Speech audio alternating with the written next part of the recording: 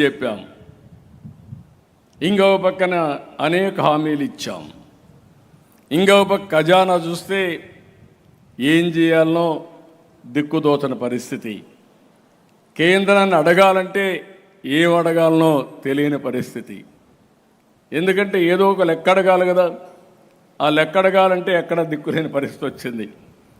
ఇలాంటి క్లిష్టమైన పరిస్థితులు వచ్చినప్పుడు చెప్పిన మాట నిలబెట్టుకోవడానికి ఎన్డీఏ ప్రభుత్వం రాష్ట్రంలో అనునిత్యం ఆలోచిస్తున్నామని మరొక్కసారి మీ అందరికీ హామీ ఇస్తున్నా.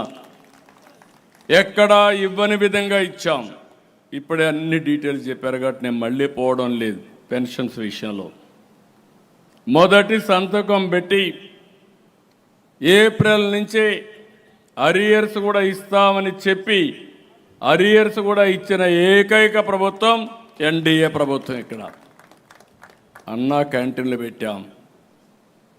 అదే మరి మిగిలిన మనం చెప్పినట్టు అన్నీ చేసి మళ్ళీ ఏ విధంగా చేయాలని ఆలోచిస్తున్నా. మనం మాట ఇచ్చాం, చెప్పాం, ప్రజలు మన మీద నమ్మకం పెట్టుకున్నారు. అందుకే తొందరలోనే తల్లికి వందనం ఇవ్వాలని, అదే సమయంలో రైతుకి ఇవ్వాల్సిన అన్నదాత రైతుకి ఇవ్వాలని, ఇంకో పక్క మత్స్యకారులకి మనం వాళ్ళు వేటకు పోయే సమయంలో హాలిడే ఇస్తారు. ఆ సమయంలో 20,000 రూపాయలు ఇస్తున్నాం. అది నిలబెట్టుకోవడానికి అన్ని ప్రయత్నాలు చేస్తున్నాం. నాకు ఒక నమ్మకం ఉంది, ఎట్టి పరిస్థితుల్లో వారికి కూడా ఇచ్చి వారి నమ్మకాన్ని నిలబెట్టుకుంటామని మరొక్కసారి మీ అందరికీ హామీ ఇస్తున్నా.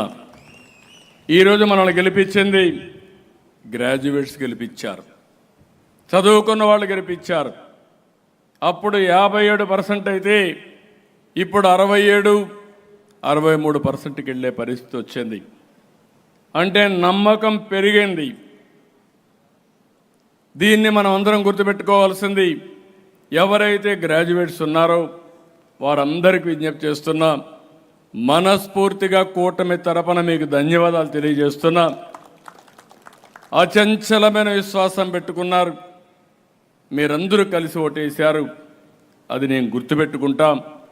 కానీ ఈరోజు రాష్ట్రంలో ఎప్పుడూ రాని విధంగా మళ్ళీ ఒకసారి చెప్తున్నా, ఎక్కడైతే డబల్ ఇంజన్ సర్కార్ ఉంటుందో అక్కడ అభివృద్ధి ఉంటుంది.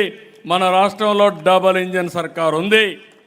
కేంద్రం రాష్ట్రం కలిసి సమిష్టిగా పనిచేస్తాం. కేంద్రంలో ఎలాంటి ఇబ్బందులున్నా రియల్ టైంలో పరిష్కారం చేసుకుని ఒకరిని ఒకరు స్ట్రెంగ్తన్ చేసుకుంటూ ముందుకు పోయే సాంప్రదాయానికి శ్రీకారం చుట్టాం. దీనివల్ల మెరుగైన ఫలితాలు వస్తాయని చెప్పి కూడా మీకు తెలియజేస్తున్నా. ఈరోజు తెలుగుదేశం ఈ యొక్క ఎన్డీఏ పార్ట్నర్సే కాకుండా చదువుకున్న వ్యక్తులు ప్రతి ఒక్కరూ ఆలోచించాల్సిన అవసరం ఉంది. ఉపాధ్యాయులు, రిటైర్ అయిన వ్యక్తులు, ఇప్పుడు పనిచేసే ఎంప్లాయీస్ అందరూ గవర్నమెంట్లో, ప్రైవేట్లో పనిచేసే వ్యక్తులు, లేకుంటే అన్ఎంప్లాయీగా ఉన్న వ్యక్తులు మీరు కూడా ఆలోచించుకోవాల్సిన అవసరం ఉంది. భవిష్యత్తులో నాలెడ్జ్ ఎకానమీ ప్రగాఢమైన రోల్ ప్లే చేయబోతుంది మన దీంట్లో. అలాంటి నాలెడ్జ్ ఎకానమీలో కీలక పాత్ర పోషించవలసిన బాధ్యత ఈ యొక్క గ్రాడ్యుయేట్స్కి ఉంది. అందుకే నేను చాలా స్పష్టంగా ఏదో 40 ఏళ్ళకు 50 ఏళ్ళకు చెప్పడం లేదు. స్వర్ణాంధ్ర విజన్ 2047 ఎగ్జాక్ట్గా ఇప్పటి నుంచి 23 ఏళ్ళు. హైదరాబాద్ డెవలప్ చేసింది 95 నుంచి డెవలప్ చేస్తే 30 ఏళ్లలో ఒక ప్రూఫ్ ఆఫ్ కాన్సెప్ట్ మన కళ్ళ ముద్దర కనపడుస్తూ ఉంది. మళ్ళీ నేను హామీ ఇస్తున్నా, ప్రజలను కోరుతున్నా, విద్యావంతులు ముందుండాలని చెప్పి అప్పీల్ చేస్తున్నా. 2047కి భారతదేశంలో నెంబర్ 1 రాష్ట్రం ఏదంటే దానికి చిరునామాగా ఆంధ్రప్రదేశ్ ఉండాలి.